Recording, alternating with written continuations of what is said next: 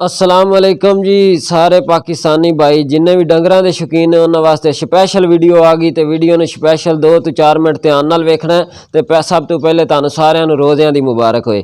ते अहमद भाई दे ਅਸੀਂ फार्म ते आए हैं, उन्हां कोल बड़े प्यारे जानवर आए ने, बड़े स्पैशल आए ने ते इन्हां नू 2 तो 4 मिनट ध्यान नाल देखना है जेड़े शौकीन लोग ने।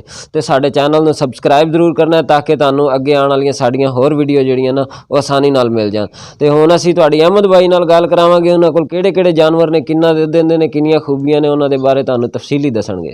असीं भाई अहमद दे कोल बड़ा ही प्यारा जानवर है, बड़ी प्यारी गां है ते ये केड़ी नस्ल है ये तुसीं अहमद भाई नाल तुहाडी गल कराने आ, तुहानू आप दसणगे।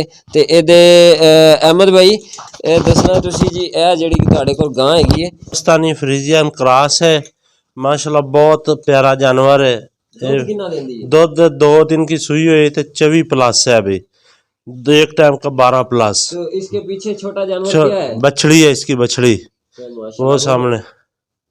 और इंशाल्लाह ये दूध तकरीबन 28 प्लस 30 प्लस देगी, और पहले सुबह का इसका रिकॉर्ड है 28 प्लस का। अभी इस सुबह इंशाल्लाह दूसरा वारा सुना इसने, तो इसका रिकॉर्ड है इंशाल्लाह 30 से 32 लीटर दूध देने का।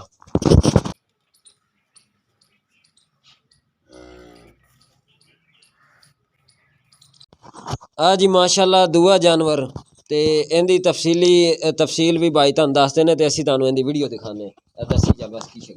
अस्सलाम वालेकुम, ये जर्सी विलायती क्रॉस है जी, दूसरा वारा है, गब्बन है, ये 4-5 दिन लेंदी है गब्बन सून नू जी। इहदा पहले सूबे दा रिकॉर्ड है 22 तो 24 लीटर दा।